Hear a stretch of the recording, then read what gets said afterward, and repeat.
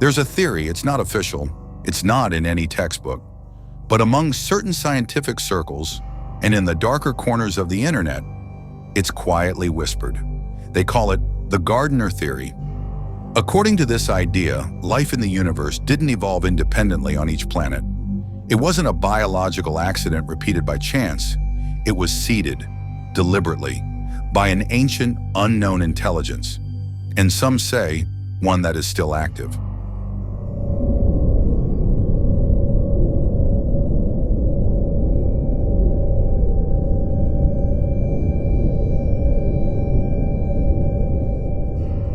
It all begins with a coincidence, or rather an anomaly. While analyzing terrestrial microorganisms and fragments of meteorites containing organic compounds, some scientists discovered strange genetic patterns. Later, probes sent to frozen moons and extreme exoplanets recovered biological traces. And in many of those samples, something astonishing appeared, a very specific sequence of genetic code. It served no clear function. It didn't produce proteins. It didn't affect evolution, but it repeated again and again.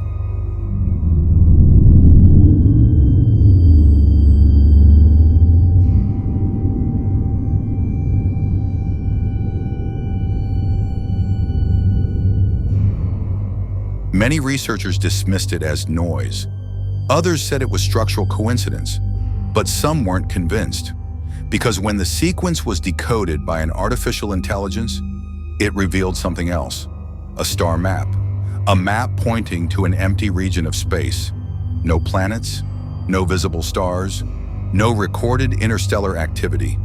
And yet, that zone revealed a faint gravitational distortion, so subtle it had gone unnoticed for centuries.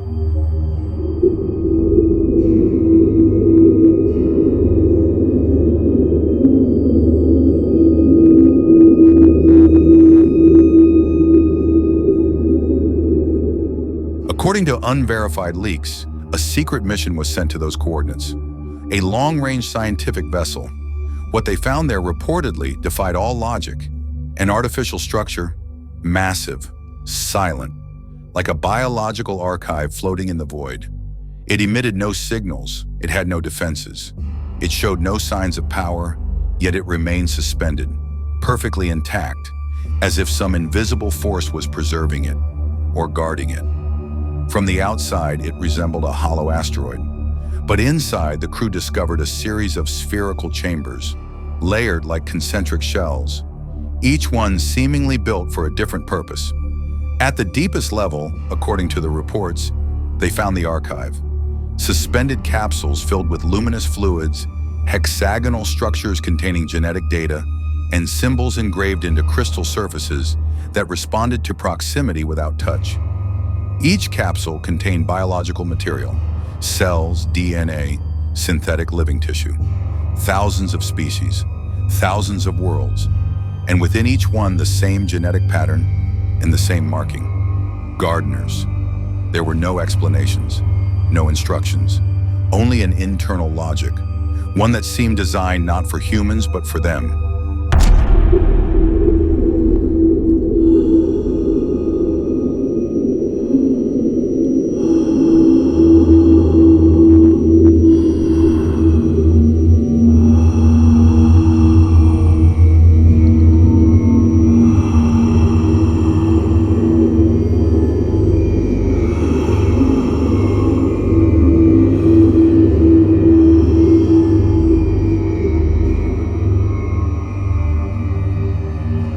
Recovered files, if they're real, do not explain who they are. They only define one purpose: to seed life, monitor its development, and collect results. Some records suggest this process began millions, or even billions, of years ago, when the galaxy was still forming. The life forms we study today, including ourselves, appear to be intentionally designed, capable of adaptation, evolution, and independent thought. To many, this all sounds like science fiction. To others, an existential threat. Governments deny it. Space agencies publicly dismiss it. And yet, more and more species, even microorganisms and plants, are beginning to reveal traces of that same genetic sequence. Everything appears connected, too precise, too frequent. In hidden forums and encrypted servers, some users claim to have intercepted coded transmissions from that same region of space. Data patterns, rhythmic pulses, as if the archive, or whatever it truly is still active, waiting, watching, analyzing.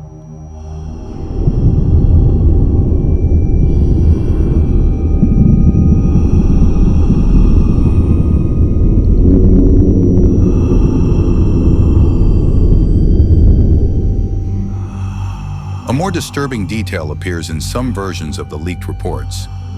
Certain capsules within the archive were found empty, or worse, recently opened. Perhaps the truth will never come to light. Perhaps this knowledge is meant to remain buried. But if this theory is true, then we are not alone. We never were. And maybe our existence has less to do with evolution and more to do with cultivation. Because in the end, no matter how beautiful a garden may be, it is never allowed to grow forever. And if any of this is real, if the gardeners exist, then perhaps humanity is not the final product. Perhaps we are just a stage, a transition, an experiment still in progress. A single page within a living archive, never written for us, but one we've now become a part of.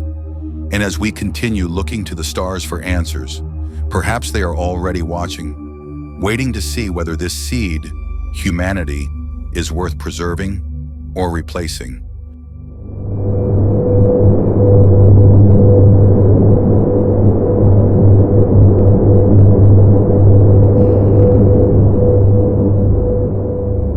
But if we truly are part of an experiment, the question is no longer who we are, but why we were created. Were we designed to reach something higher, or simply to see how long life could endure before destroying itself?